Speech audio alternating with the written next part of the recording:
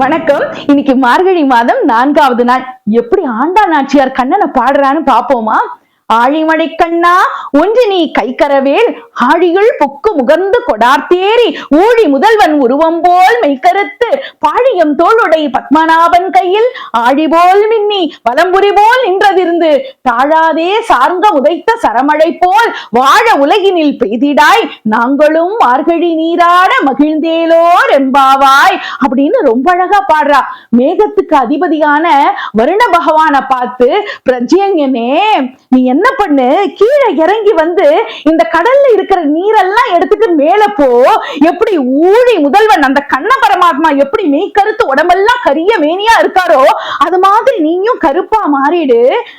நம்முடைய பத்மநாபன் இருக்காரு, அந்த பத்மநாபனுடைய கையில சுதர்சன சக்கரம் எப்படி ஒளி வீசி மின்னிட்டு இருக்கோ அத மாதிரி நீயும் மேல மின்னல போல வீசு.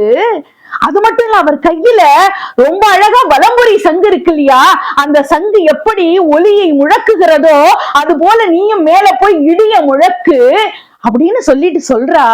பத்மநாபனுடைய தோல்ல சார்ந்தம் என்கிற வில்லு இருக்கு. அந்த வில்லுல இருந்து வருகிற அம்புகள் எப்போதும் வெற்றியையே தரும். அந்த அம்பு மழை பெய்து எப்படி வெற்றியை தருகிறதோ அது போல இந்த உலகத்துல நீயும் மழை பெய்து இந்த பூமியில வெற்றியை தா, தண்ணீரை தா. நீ அப்படி மழை பெஞ்சு தண்ணி கொடுத்தாதான் நாங்க மகிழ்ச்சியா வாழ முடியும்.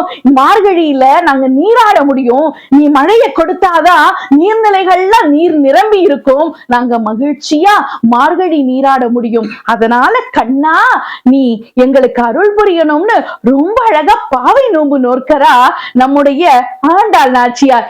நீங்களும் ரொம்ப அழகா இந்த பெருமாளுடைய திருநாமங்களை சொல்லி இறைவனுடைய பேரருளை பெற வேண்டுகிறேன். நன்றி, வணக்கம்.